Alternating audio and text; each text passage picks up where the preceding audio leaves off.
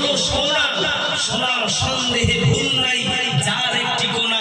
আল্লাহ পাক রব্বুল আলামিন ওই কথাটাই কোরআন শরীফের মধ্যে বলছেন, যালিকাল কিতাবু লা রাইবা ফি, ভুল তো বহুত দূর কি বাত है, পাক কালামুল্লাহ শরীফে কোনো সন্দেহ নাই।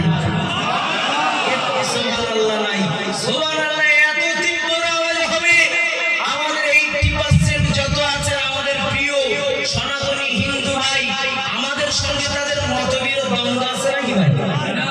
দ্বন্দ্ব নাই, তবে রাজনীতির আকার ক্ষেত্রে অনেক দ্বন্দ্ব হয়, তবে ওগুলো হওয়া দরকার বন্ধ। রাজনীতি আমরা চাই না একজন হিন্দু, একজন মুসলমান, একজন শিখ, একজন ঈসাই একই সঙ্গে ভারতবর্ষে আমরা প্রমাণ করেছি একসঙ্গে বাঁচতে চাই। সুতরাং অনেকেই ভাবছে যে হিন্দু ভাইরা আমাদের উপর এখানে সংখ্যা বলিষ্ঠ বলে তারা অত্যাচার করছে, বাস্তবে কি তাই? জোরে বলে।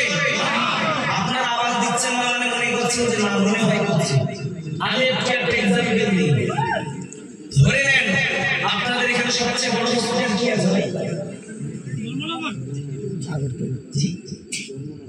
ধর্মনগর।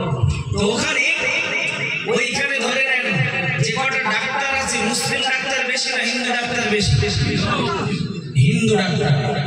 আপনার যখন আমার যে কেউ একজন অসুস্থ হয়েছে, ডাক্তারের কাছে নিয়ে যাওয়া হলো, ধরে নেন আমি মুস্তফা গুপ্তার আপনাদের কাছে বায়ান করতে গিয়ে হঠাৎ করে হার্ট ব্লক হলো বা কিছু একটা হয়ে গেল, আপনারা নিয়ে চলে গেলেন। হিন্দু ডাক্তার তিনি বসে আছেন, তিনি আমাকে আর দাঁড়িয়ে দাঁড়িয়ে বলবে যে চিকিৎসা হবে না, নিয়ে নাও? বলে না।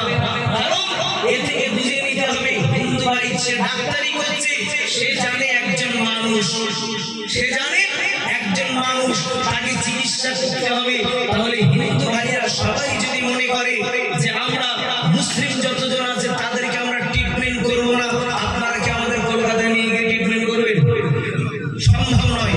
সুতরাং আমি আমার একটা গজলে আমাদের প্রিয় উস্তাদ তিনি একটি কথা বলে,